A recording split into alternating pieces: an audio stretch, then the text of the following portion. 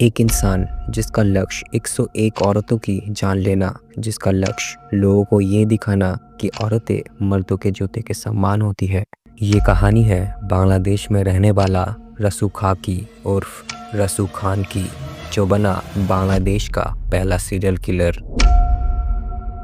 ये सिलसिला शुरू होता है रसूख खां की शादी से। उसने जिस लड़की के साथ शादी की थी, उस लड़की को उसने शादी से पहले नहीं देखा था और शादी के बाद उसे पता लगा कि उस लड़की की एक आंख नहीं थी। इस बात को लेकर वो अपने आप को ठगा हुआ महसूस करता था, क्योंकि शादी से पहले उसे इन सब के बारे में नहीं बताया गया था। ये सब जानते हुए भी उसने फिर भी उस लड़की के साथ 2 साल रिश्ता निभाया और उसे छोड़कर अपनी खुद की साली के साथ शादी किया और बांग्लादेश के टोंगी में रहने के लिए चला जाता है। जिस समय उसने पत्नी को छोड़ा तब वो प्रेग्नेंट थी। असल में वो ये सब बदला लेने के लिए कर रहा था।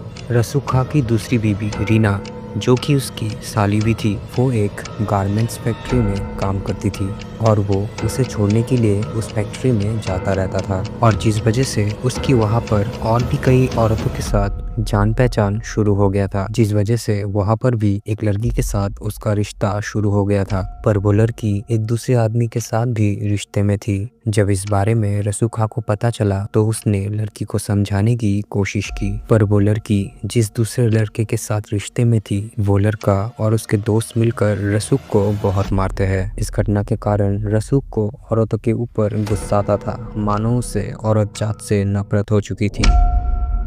2009 पुलिस वालों को परवीन नाम की एक औरत की डेड बॉडी मिलती है। इस बॉडी के मिलने के बाद पुलिस वालों को एक अननोन नंबर से कॉल आता है, जो बताता है मुझे इस खूनी के बारे में पता है। पर उस नंबर पर जो भी इन्फॉर्मेशन दिया गया था वो सारे गलत निकलते हैं। पुलिस वालों का पहला शक उस कॉल करने वाले आदमी के ऊपर ही होता है, क्योंकि उस आदमी ने अपना नाम और पता नहीं बताया था। इसलिए पुलिस वाले उस नंबर पर फिर से कॉल करते हैं, पर वो नंबर स्विच ऑफ दिखा रहा था। इस वजह से पुलिस वालों का शक यकीन में बदल जाता है। पुलिस वालों को लगता है ये कॉल खूनी ने ही किया होगा हमें गुमराह करने के लिए, और इसलिए पुलिस वाले वो नंबर फिर से एक्टिव होने तक इंतज़ार करते हैं। पुलिस वालों का ये पैतरा काम भी आ जाता है। कुछ दिन बाद वो नंबर एक्टिव हो जाता है और वो नंबर एक आदमी यूज़ कर रहा था। पुलिस वाले जब उससे पूछताछ करते हैं तो वो बताता है मैंने वो सिम कार्ड एक गन्ने का जूस बेचने वाले आदमी से खरीदा था। उस आदमी का नाम राजू था। जब पुलिस वाले राजू से पूछताछ करते हैं तो वो बताता है मैंने वो सिम कार्ड रसूख नाम के एक आदमी से लिया था, और इसलिए पुलिस वाले रसूख को हिरासत में ले लेते हैं। पर हैरान करने वाली बात ये थी, उसने थोड़ी ही पूछताछ के बाद ये मान लिया कि उसने ही परवीन की जान ली थी।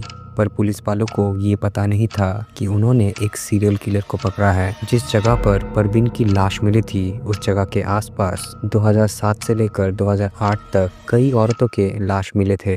पुलिस वाले जब रसूख से इन सब लाशों के बारे में पूछते हैं तो वो बताता है मैंने ही उन सारे औरतों को मारा है, मैंने कुल 10 औरतों को जान से मारा है, और बताता है मेरा लक्ष्य इससे भी बड़ा था, मुझे 101 औरतों की जान लेनी थी। पुलिस वाले इन सब बातों को सुनकर शॉक हो चुके थे। पुलिस वाले रसूख से पूछते हैं इन सब कत्ल के पीछे मकसद क्या था तुम्हारा। रसूख बताता है मुझे औरतों से नफरत है, मुझे हमेशा औरतों से धोखा मिला है और इन सब वजह से मैं उनके साथ करता था और उन्हें मार देता था। मुझे ये सब करने में मज़ा भी आता था, मुझे उनका रोना और गिड़गिड़ाना देखना बहुत अच्छा लगता था। रसूख के ऊपर मर्डर और रेप के चार्जेस लगे और उसे मौत की सज़ा सुनाई गई। ये था बांग्लादेश का पहला सीरियल किलर जिसने इतनी सारी हत्या की। दिस इज़ इट, आज के लिए इतना ही। मिलते हैं अगले वीडियो में।